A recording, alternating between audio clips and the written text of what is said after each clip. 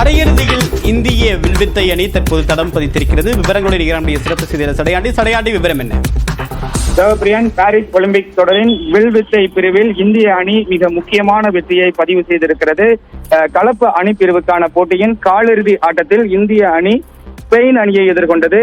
ஆரம்பத்திலிருந்தே இரு அணி வீரர்களுமே மாறி மாறி இலக்கை துல்லியமாக எய்தனர். கடைசி அம்பு வரைக்கும் யார் வெற்றியாளர் என்பது மிகவும் பரபரப்பாக சென்றது. அந்த கடைசி அம்பில் இந்திய அணி வீரர் தீரஜ் அபாரமாக செயல்பட்டு வெற்றியை தேடி தந்திருக்கிறார். அரையிறுதி போட்டிக்கு இந்திய அணி முன்னேறி இருக்கிறது. வில்வித்தையில் ஒரு முக்கியமான மைல்கல்லை இந்திய அணி எடுத்து வைத்திருக்கிறது என்றுதான் சொல்ல வேண்டும். இன்னும் ஒரே ஒரு போட்டியில் மட்டும் வெற்றியை வசப்படுத்தினாலே நாம் இறுதி போட்டிக்கு முன்னேறி பதக்கத்தை உறுதி செய்து விடலாம். அரையிறுதி போட்டியில் தோல்வியை சந்தித்தாலும் மேலும் நமக்கு ஒரு வாய்ப்பு கிடைக்கும் வெண்கல பதக்கத்திற்கான போட்டிக்கு. எனவே இந்த வெற்றி இந்திய வீரர்கள் பதக்கத்தை நெருங்கிவிட்டோம், வில்வித்தையில் ஒரு பதக்கத்தை எப்படியும் வெல்வோம் என்ற ஒரு நம்பிக்கையை ரசிகர்களுக்கு விதைத்திருக்கிறது. இந்திய அணியில் தீரஜ் மற்றும் அங்கிதா ஆரம்பத்திலிருந்தே மிக துல்லியமாக இலக்கை எய்தனர்.